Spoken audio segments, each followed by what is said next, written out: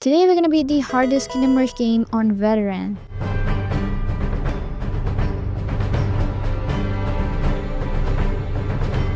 Frontiers is my favorite game and I'm doing this challenge so I can hate it. I really wanted to play Frontiers and then I realized that I've never actually beaten the game on Veteran. So we're doing it. I have to beat every level of the main campaign and the post game on Veteran with 3 stars. I can only use the heroes in the order they are unlocked, and the more powerful heroes like Bonehart and the other guys can only be used in the post game. Rule number 3 is no gem shop. No. Bonus rule? Subscribe. Alright, enough talk, let's begin. Level 1, it's for babies. It's pretty straightforward. We beat some thugs, unlock the reinforcements, unlock our hero. I still don't remember his name. And yeah, everything went smoothly. Level 2, we got upgrades. I started with one of every tower and upgraded the barracks cause this level introduces doggies and they're fast. God damn it. So barracks are a must for these levels. Plus the Doom Raiders are pretty hard to beat on Veteran. They almost feel like Immortals. You know the masked mummy guys? After another swift victory, we move on to level 3. In my Alliance video, I said that Frontiers is the top of the list for me. And the reason is that Frontiers is perfect in every aspect. The towers, the upgrades, the environment, the enemies, and most importantly, the difficulty. It is the most balanced game that Ironhide has ever produced. And personally, Frontiers is pure nostalgia for me. As someone who has grown up while playing Kingdom Rush 1 on web browsers, when Flash was still alive of course. So back in the day when Frontiers came out, I just fell in love with it. It felt like an expansion to Kingdom Rush 1. A game that continued the story and the fun. So yeah, Frontiers is very close to my heart. This level is indeed a hard one because of the masked mummies, but good thing is that they don't have magic resistance. So the key to beat this level is a mixture of mages and of course barracks for the goddamn fast doggies. After securing a win, we select our newly unlocked hero. Say hello to Misconception. Welcome folks to the Dunes of Despair. This level introduces a crossbow fort, which is one of my favorite towers to use. Damn, that Raven upgrade, top notch. But with great towers comes great enemies. So say hello to Dune Terrors. These guys can only be damaged when blocked by barracks, because they are underground, so you must have barracks to make them pop out. This level also has a giant worm who just casually swallows people. This guy doesn't care if it's a friend or a foe. He just loves to eat. So if you're like me and have the Kingdom Rush veteran skills, you can actually use the worm to your advantage to actually eat the stronger enemies, you know what I'm saying? Yeah. The final wave was an easy one because of them crossbow forts. Let's go! Moving on to the next level where we unlock the Dwarf. I started with artillery up front because this is probably the best area to set up a Dwarf later on. Because Dwarf attacks in a fixed circular region, so sharp curves or U-turns on the map are a perfect place to set up a Dwarf, which can become a crowd control beast with the Furnace Blast upgrade.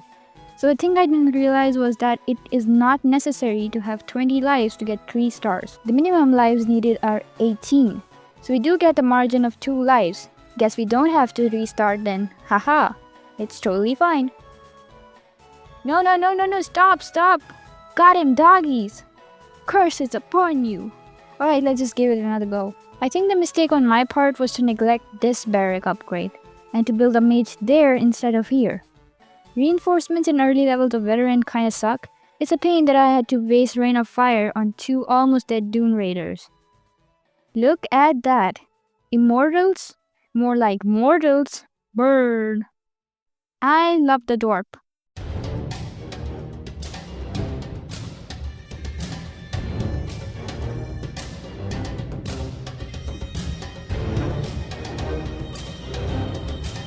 Now it's time for our first boss level. I switched my hero from Misconception to Captain Jack Sparrow, cause who doesn't love some extra money? And we set our foot on Genie Land.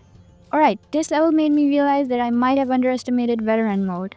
Cause boy, I lost a lot. This level has 3 entries and 1 exit. The wave that kept effing me up was wave number 6. A combination of Immortals and doggies from the left side, topped off with these idiots and a million mummies from the right side screwed my mental well-being. But after repeatedly losing, this is what I did to win. So I started with 3 mages, 3 archers and 3 barracks. No artillery during the early waves was my strategy because without artillery, I can invest on level 3 mages and crossbow forts early on.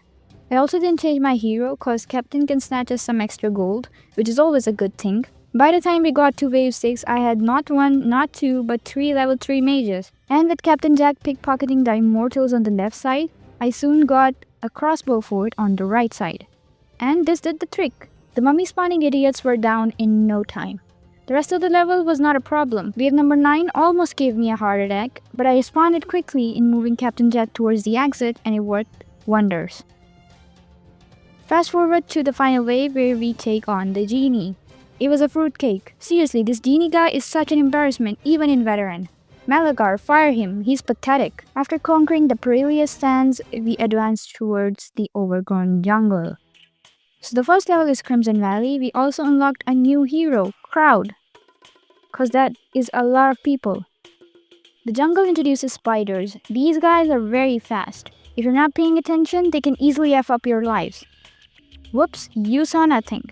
So where were we? So we also unlocked our second barrack tower in this level, the Knight Templars. Although the Templars suck, but I still prefer them over the Assassins. The reason is pretty simple, health. The sole reason of a barrack tower is to block the enemy units, so they can buy enough time for the ranged boys to damage the enemies. I would say that the Assassins are better than Templars overall, but there is one exception. Templars are perfect for jungle stages, because they can last a lot longer than Assassins against the Matriarchs. So yeah, Templars can be useful too. It's pretty obvious, Crowd is the main problem here. Captain Jack, please come back. Alright, here is a little pro tip from Crystallize, the master of Kingdom Rush games. In Wave 6, this additional path opens up, and we are greeted with the Witch Doctor. Now only an idiot will let this guy join the enemies coming from this path, but we are not idiots. So we will use our reinforcements to stop the Witch Doctor before it can meet his fellows. Witch Doctor? More like Witch Doctor. After securing 3 stars, we advance towards the next level where we unlock the Axe Throwers. For this level, you need to place your barracks very strategically, because there are cannibal plants in this level. Another pro tip from Crystallize, the master of Kingdom Rush game, is to use these fools for your advantage. Now you might ask, how? Well, by placing your barracks in the same spots as me, the plants will not able to reach them, so the only people they can eat are enemies.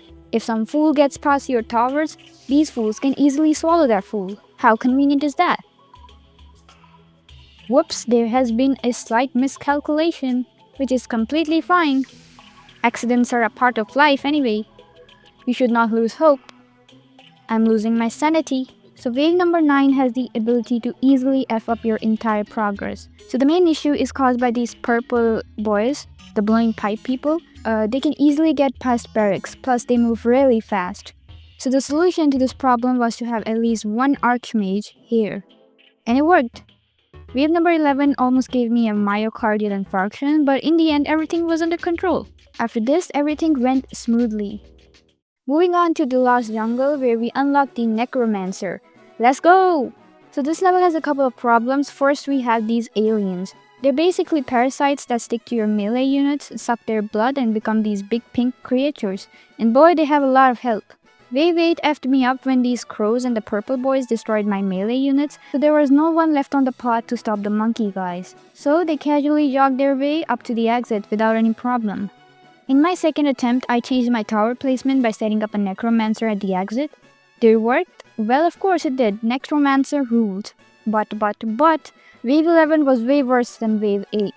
Instead of 3 pink parasitic aliens, we now had to deal with 6 of them. So they ruined my progress. Stop! In my third attempt, I couldn't even reach the Wave 11. Oh my god. Alright, after a lot of losing, this is what I did to win. My main focus was to set up a dwarf, but it required a lot of cost cutting early on. But I was able to set it up in Wave 7, which was just perfect. The matriarchs and their babies were not a problem anymore. Plus this will also take care of the majority of the parasitic aliens. Wave 8 and we have our second dwarf. Let's go! Fast forward to the 11th wave, the dwarfs burned everybody. It was the best idea to set up dwarfs early on. And yeah, just like that, the rest of the level was a fruitcake. Next up, we unlocked the Battle Mecha. Target acquired. Damn, I hate these purple freaks. They're so annoying. Die! Battle Mecha is my favorite tower of Frontiers. It is a literal beast. Everything about it is just perfect. If this video gets 111 likes, then I'll beat the entire frontiers only using the battle mecha. So I'm pretty sure that I've mentioned this before, that the jungle levels of the frontiers are my favorite part about frontiers. We have so much variety and detail in the enemies. If you ask me about the best enemy, I'd say the blood trickster, or as I call it, the zombie witch. Yeah, they reanimate the dead savages, although they can be pretty annoying, but still they're the GOAT. And second place goes to Banana Monkey. Seriously, they're hilarious. Like, how dumb and stupid can someone be? Okay, I'm kinda curious. I forgot what happens when I let him throw the chick in the volcano. I keep killing the poor guy. So for once, let's let him do his thing. Okay, honest question. How many princesses do we have in that house? He keeps bringing more and more. What's going on, Ironhide? So, this happens. Stop, you're killing my guys. Stop. So now we know. Yeah, that was costly. After almost getting destroyed by the crows, we finally emerged victorious. Let's go! If those crows had managed to get past, the video you're currently watching wouldn't have existed. Here we are, Monkey Castle! I started with one of each tower on both sides, and my hero remained the same. Crush you! Wave 6 was a dangerous one, cause damn it, it had a lot of spiders. These baby matriarchs are so goddamn fast. Come on, my guys, you just hatched. Cry, that's what babies do. Look at that arrow. That's what we call luck. Although we managed to get past the wave 6, but the very next wave was brutal. The blood trickster and the freaking purple boys is a deadly combo. Idiots. Let's try again by maximizing the voodoo doll and the skull upgrades for Crush You. This time let's go with artillery, cause those spiders can easily make things worse. We can't get lucky every time, right? This time wave 6 was smooth. Some technical difficulties did occur, but my epic Kingdom Rush skills saved the day. Wave 7 went better than before.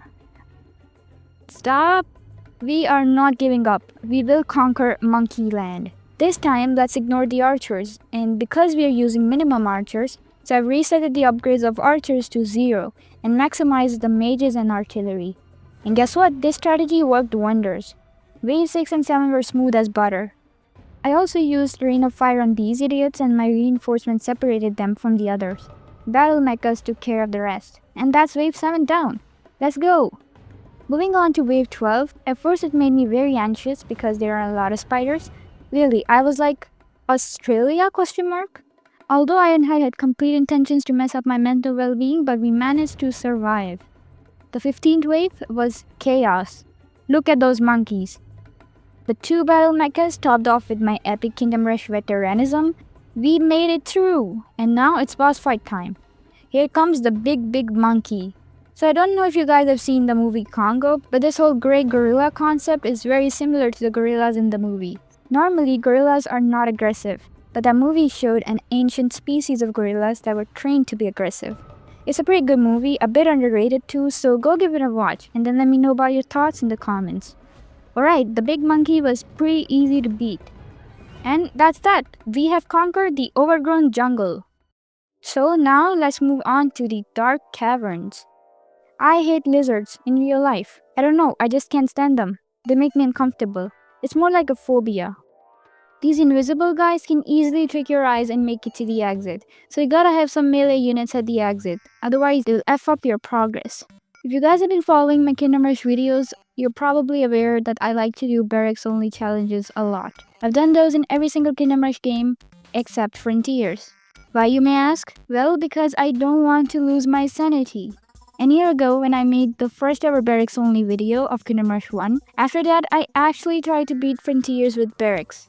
And boy, I soon realized that only an idiot will try to beat this godforsaken game with only barracks. I couldn't even make it to the genie on casual difficulty. And sadly, I had to discard the video idea and I had to delete the bazillion recordings I did of me getting bullied by wasps and immortals. If you want me to try once again, let me know in the comments. I might give it another shot in the future just for you guys. At this point, I love mental trauma, so yeah, I might give it another go if you guys say so. Hey, victory! Moving on to the dragon level, this is my favorite levels of the cavern areas because of the gold. Yeah, we can steal gold. Vengeance was a real disappointment in this regard. Like, man, let me steal your gold. What's the point of having it if I can steal it? Ironhide, fix your game. This area is the center of all the paths in this level, so the idea is to make this the strongest. And by strongest, I mean loads of battle mechas. Look who's here to make my peaceful life a misery. It's completely fine. I'm not mad. I had a premonition of this happening anyway. You know what went wrong the last time? Yeah, we delayed the battle mecha, so this time no delaying. Stop. They said stop. Whoa. Talk about close calls. Gold. Steal gold and build a necromancer. Yeah. Wave 12 was unfortunate because of these idiots. Why do you even exist? Yeah, they spawned a million small guys and together the small guys became big guys and created big problems for us and it led to a defeat. Yet again. I was legit expecting a win this time. Anyway, let's try again. I don't know, when you genuinely try to do something with all your heart and you don't get the desired results in the end, it just feels really bad. Now I know this is just a game and I shouldn't take it too seriously and blah blah blah, but still, it hurts, man. Do I have a strategy this time? Nope. I'll just throw in a bunch of towers and see what happens. Maybe I should take a quick break. I'm kinda losing my mental stability here. Okay, we are fully hydrated and back in action. I'm kinda curious, how many gold can I actually steal from him? Like in each level, he flies off at least 10 times, so do I make at least 1000 gold out of it? Okay, moment of truth. Can we make it past the wave 12? Look at those necromancers, so much chaos here. And just like that, wave 12 was conquered, which means my no archer strategy worked wonders. I'm kinda having another premonition, guys, and it's not looking good. No, stop. Goddamn lizards. I'm the one who knocks. One eternity later. Okay guys, we are back at playing Kingdom Rush Frontiers veteran mode after a week. I haven't recorded for a week and now I've completely forgotten about what happened last time. And I clearly don't suffer from PTSD. So yeah, let's do it. So this time, let's beat this thing, okay? I started by messing with the upgrades. I maximized my reinforcements and rain of fire. Hey Night Fury, how's Toothless? This time I made a dwarf on the very start. Let's fast forward to the 14th wave. This time I reduced the number of necromancers and instead made 2 dwarfs as well as 2 biomechas. Okay, here's another pro tip by Crystallize, the master of Kingdom Rush games. If you're having problems with crowd control, especially because of these freaks, then try using the tornado ability of Archmages. Literally, I've ignored this ability all my life and now I've come to realize that it is one of the most good abilities for crowd control. Try not to use it excessively because our main focus should be damage and speed, and Archmages are pretty slow. So 1 or 2 Archmages are enough to carry you through the difficult levels. And that does it, we have done it. Whoa, this was fun indeed. Moving on to the next level where we get some extra help from a new hero and 3 additional towers. They kinda suck, but okay, I take it. Okay, I just realized the dwarf actually hits the guys who are still climbing down the wall. Should that even be possible? Ironhide? This level went smoothly, but the final wave effed us up big time. How come you have so much goddamn health? Attempt number 2 was a complete success. Yeah. And here we are, final level of the main game. We still have the post game to beat, but let's just not think about that right now. So Malagar is trying to revive this black blob and we have to stop him. Actually, why are we stopping him? He just wants to play with slime. So let me give you guys a little summary of this final battle. Well, I lost a lot. And by a lot, I mean a lot. What the f? Why are there so many people? Why Ironhide? Why? What is wrong with this game? Now that you enjoyed the montage of me losing my mind, let's break it down why I was having such a hard time. Well, you see, in this level, the boss fight is a bit different. This guy spawns on the path at regular intervals, and when you take out all his health, he collapses into a bunch of small blobs. You have to take out a certain number of blobs, so when he becomes whole again, his health is reduced. In addition to that, he also destroys our towers. And this is the main issue here. During my first attempt, I completely forgot that he used to do this and it ended terribly. What can I say? I played Frontiers after such a long time. So the idea is to start saving money in the last 2 waves, so as soon as he destroys our towers, we can rebuild them again. The final thing that effed me up a couple of times are his small blob minions. When you shot on towers you have no money left, these guys become such a big pain. Plus veteran mode makes them hella thick, like literally the rain of fire can't take them out. So now that you know the brief summary of the struggles I had to face in this level, let's talk about the winning strategy.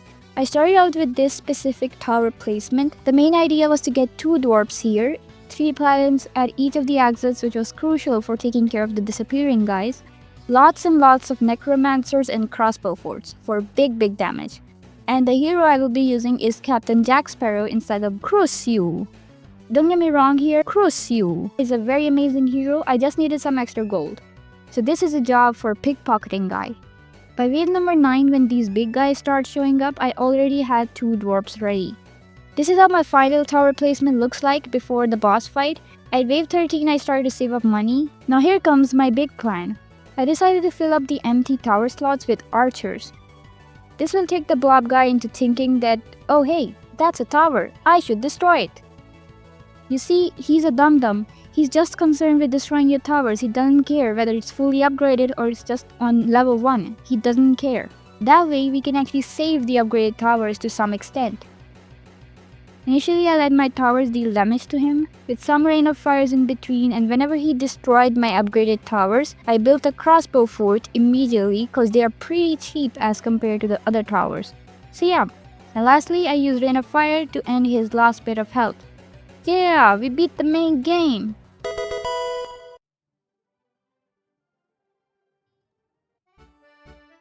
But hey, the post game is still waiting for us. Welcome guys to the fishy levels. So I've never even tried to beat the post game on veteran in Frontiers. I did try the main game as a kid, so I have no idea what to expect from these levels on veteran. By the way, I bought Crucio back for this level. This level is a boat guy and he deals big damage. And because this is veteran mode, he has a shit ton of health. So there's no point in trying to end him.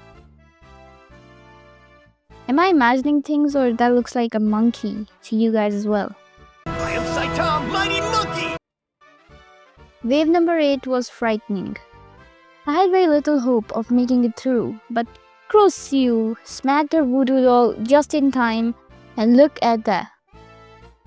These tower disabling guys are super scary, but we still made it through.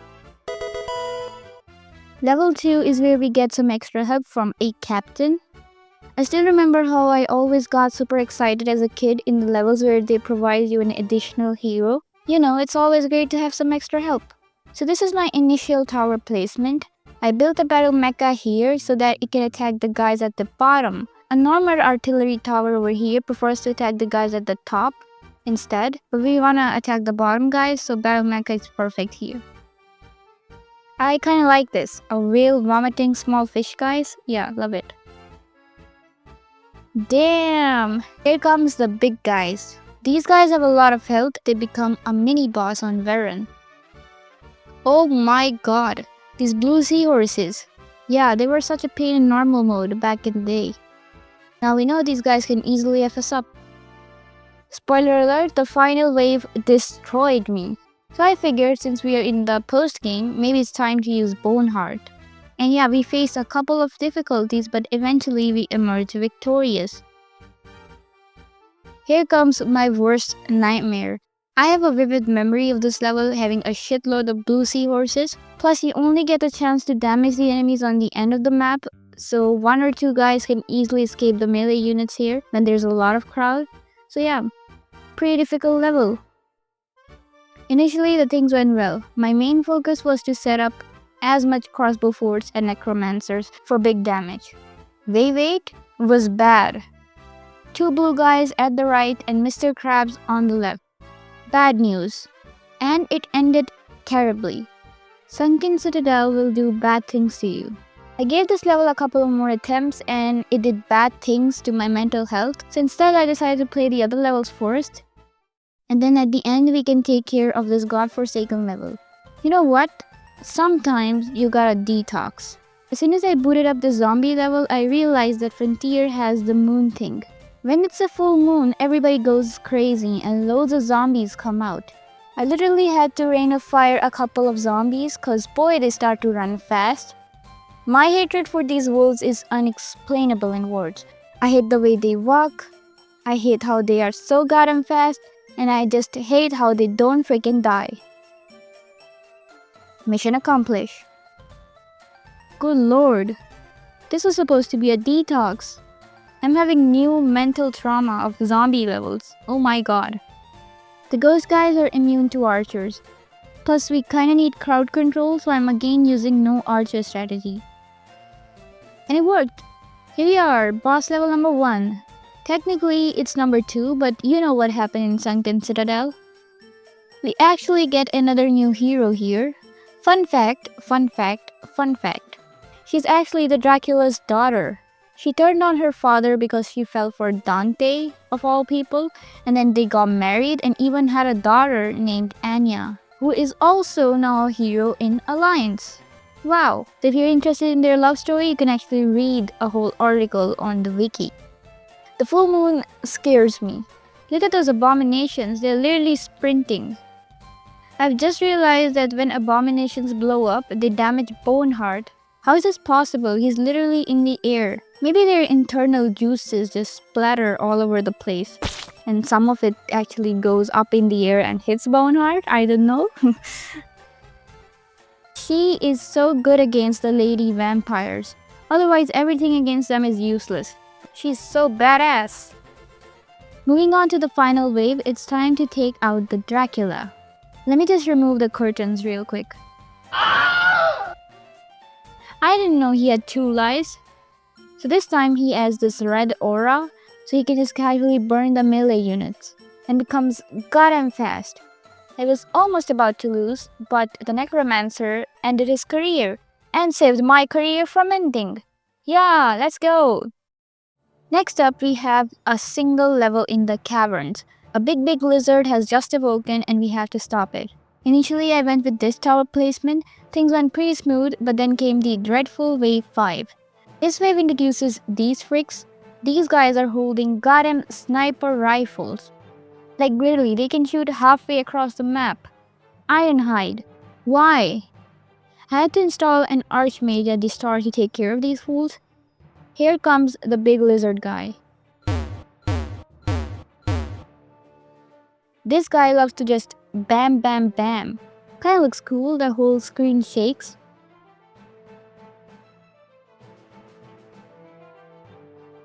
Whoa, that was close. My heart just skipped a beat. Right there. But yeah, the Lizard King is not a king anymore. Now that we're done with the detox, it's time to beat the Sunken Citadel. So here's the plan. Since I have bonehart on the right side, 1 barrack is enough here. But on the left side, we gotta have 2 barracks to compensate the absence of a hero. As you can see, I have no archers as well. Instead, we have necromancers and battle mechas with wasp missiles. Also, 2 archmages, 1 on each side to use the tornado ability. Using the rain of fire on these seahorses is crucial for this level. I just have to land the perfect rain of fire and we are good to go. Wave 11 has a lot of these damn seahorses. I immediately used a rain of fire on them, and then called an early wave to rain of fire them again. And yeah, it worked. But the early wave caused a bit of problems because look who's here to ruin our day. Wave 14 was also super scary. I again called an early wave to rain of fire the fools on the right, and it worked again. Okay, here's the final pro tip of this video from Crystallize the Master of Kingdom Rush Games. If you want to beat the Sunken Citadel, you must know the art of landing the perfect rain of fires. Because there are a lot of instances when you think that that's the end, I am finished. But a perfect rain of fire can turn the tables pretty quickly. Trust me, I know. I've played this level about 7 to 8 times now. The music kinda makes me sick now, not gonna lie. The 15th wave was intense, but still we made it to the boss. Oh hey Moonlord. He's a pretty straightforward boss, he just swims around.